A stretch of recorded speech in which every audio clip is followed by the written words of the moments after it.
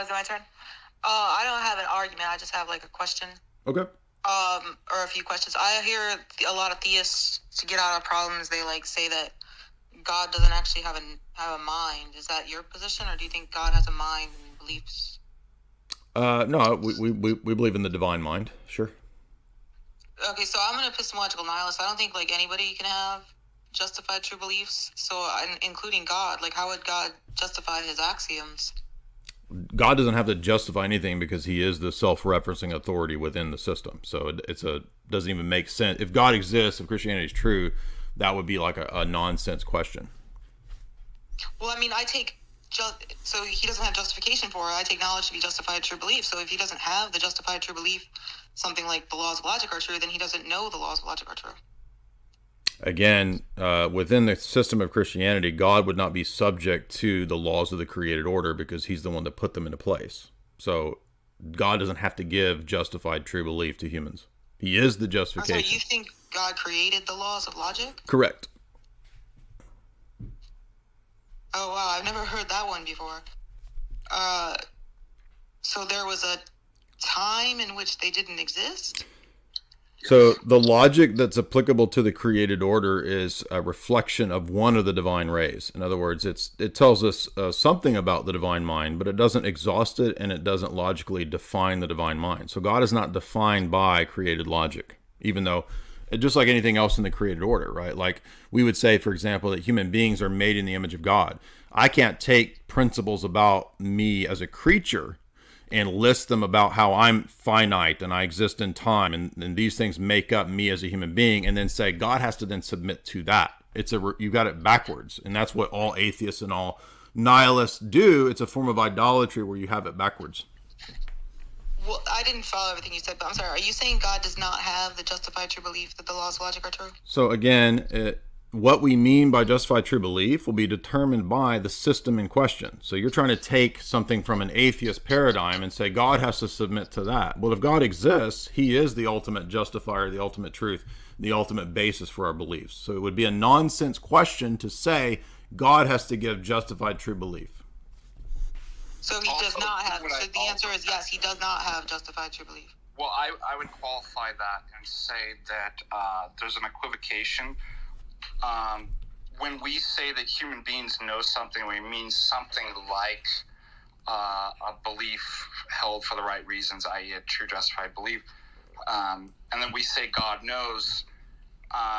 There's something of an analogy, but what Jay's trying to say is that doesn't mean everything that we say and how we define human knowledge therefore maps onto God, so that he forms belief in are they true and is it justified? Well, not in the same way that we do. Well, what's the common property with the way we do? It's an analogy. So analogies have a common property. Right. So the analogy is that there is a likeness. So what's the common property? I'm telling if you don't stop interrupting, then I'm going to boot you because you're not listening. Calm down, sir. You're on my channel. I'm not upset. You don't tell me to calm down. So again, our theology is premised on analogical predication, which means that there's a similarity between, for example, the divine mind and a human mind. So the fact that, for example, we have concepts, right? There's a concept in my mind. Before I go to build a house, I have a conception of it. And we would say that that concept bears a similarity to the concepts that God has, for example, before he created. And so the one example of an analogical predication would be the divine ideas. I have ideas, God has ideas, but there's not a one-to-one correspondence between God's ideas and my ideas. And so the argument that you're giving is premised on what's called univocal predication. So if I believed in univocal predication, which some theists have believed in, your objection would be a good argument. But I don't believe in univocal predication, so it's not a good argument. So there is or is not a common property in the justification when we say I just gave you an example of a common property. I said a divine idea is there's an analogy between the two. Again, your argument. Well, I'm sorry, I'm not hearing the common property. I gave you an example of something that shares a similarity. Are you capable of naming the common property? I gave you an example of a divine idea and a human idea. I'm talking about justification. So that's a different question from the first question you asked. Okay, you didn't ask for justification. You asked for what is the analogia, and I gave it to you. Now you're asking for justification. That's a different question. No, I'm asking, when you say we're justified versus God is justified, you're saying it's a different kind of justification, right? No, I said that God doesn't have to give justified true belief within our worldview. That's my question. God doesn't have justified true beliefs then. So God is omniscient. He doesn't have beliefs. He doesn't learn new facts, right? That would be omniscient means he knows all true propositions. Yeah, that doesn't mean that he learns things. That doesn't mean he learns new facts. That doesn't mean he learns new facts, right? It means that he knows. You think that God doesn't have beliefs? All right, this is getting retarded. You're done. Get out of here. Let's move on. So again, if you want to have a discussion, please bring reasonable questions and questions that are based around knowledge of the topic. So if you don't know anything about what you're debating and what the position is, then please don't come with such low IQ questions. Theosis Pilgrim, what's up?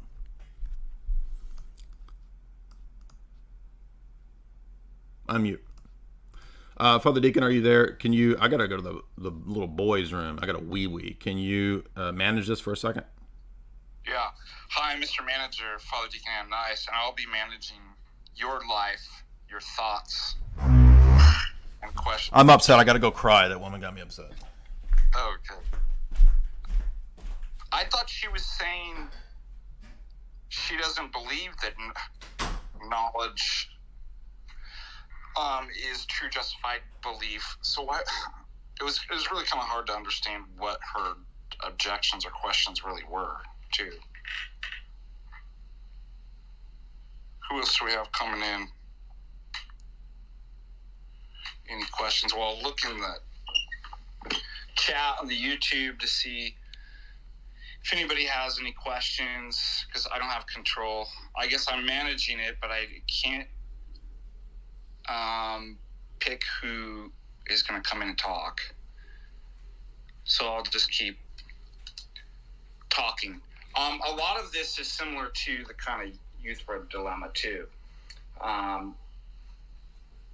Does God act? Are God's acts good because God does it, or is there something separate than God? And it sounded to me like that's where the conversation was going to go. And we can immediately point out that with the youth for dilemma, that that's a false dichotomy. So remember when we were growing up and teachers would be like, there's no such thing as a stupid question? There's tons of them. And some of the stupidest questions are category errors. Jay, have you stopped cheating on your exams? Yes. You have to answer yes or no. What's also known is the fallacy of complex question.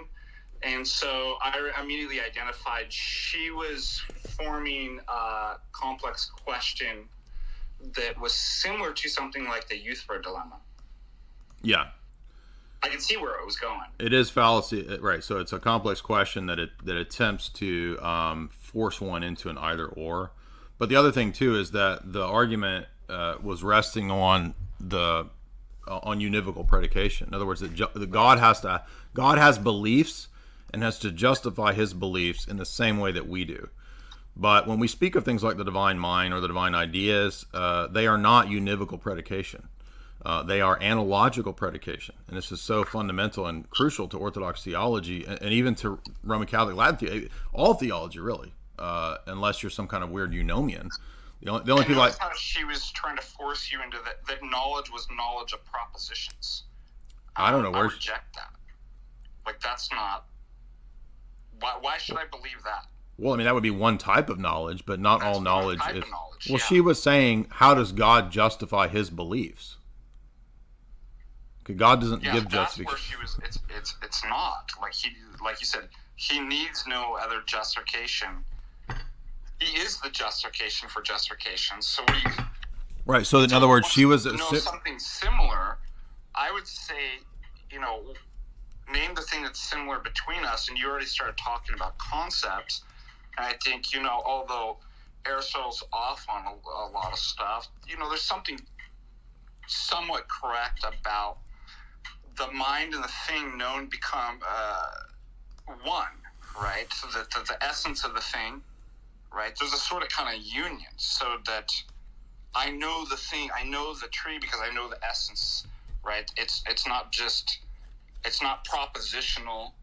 It's not a copy like a Lockean or something like that. I would say that the things, the trees, all the things in the created world that are made after the logoi, God is one with the logoi, right? So there's a similitude there that the thing, or the thing that it's fashioned after, and the knower are one. There's a kind of communion, right? And, for us, if we come to form those beliefs and contain those ideas, or like you said, concepts, in the right way, then that's justification. But as you rightly pointed out, but God doesn't do that. God doesn't form beliefs, right? So she wanted to push you into a very narrow, or perhaps even incorrect, definition of knowledge. Then second, commit on the fallacy of univocity.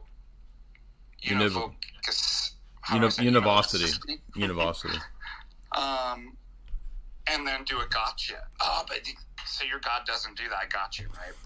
And you weren't playing it. So, well done. Okay, so let's understand, and I put this into the chat. I recommend, if people haven't read it, over at Stanford Encyclopedia of Philosophy, there's a great essay I read a long time ago, I recommend, on medieval theories of predication. And this is the medieval philosophers working out what was in the Greeks and what was in the patristic tradition. So clearly, yes, as Orthodox, we would tweak this a little bit, because we wouldn't say that the predication is to the divine essence, it's to the energies or to the operations of God. So, Basil in letter 234 says that the divine names are applicable to the divine operations. They're not applicable to the divine essence.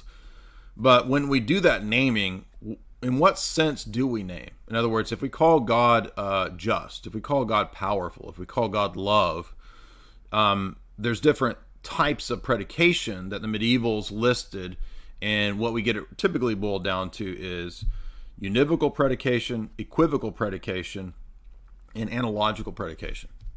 And there's not really other options for this, right? I mean, this is really all you have in terms of ancient and medieval and biblical theological traditional conceptions here. There might be a nominalist who thinks it's none of these things. I mean, maybe in modern theology, maybe Father Romanides thinks that through his nominalism he would not accept any of these. But if we think of somebody like Eunomius had a univocal theory of predication, where he thought that when I say God is just, the conception I have in my mind of just is absolutely identical to what God is. There's no distinction, no magnitude of God's justice that's greater than the thing in my head. They're identical. They're univocal. So her argument was hinging on God's, quote, justification, justified true belief, being required and in the same sense necessary for God to do as we do, as if God is a man, right? As if God is just some dude who has to justify his beliefs like we do. Okay, well, God is not a man, and God doesn't learn new facts. The mode of being of God's existence is not the same as the mode of being that humans have. Humans come to be in time. Humans are in time and space. Humans learn new facts. Okay, God doesn't come to be. God doesn't learn new facts. That's what the word omniscient means. Okay, so it's a nonsense question in our paradigm to say, what is God's justification for his beliefs? It doesn't even make any sense, right? He is the ground of the entire system. The grounding is self-referential, because what could God appeal to above or outside of God?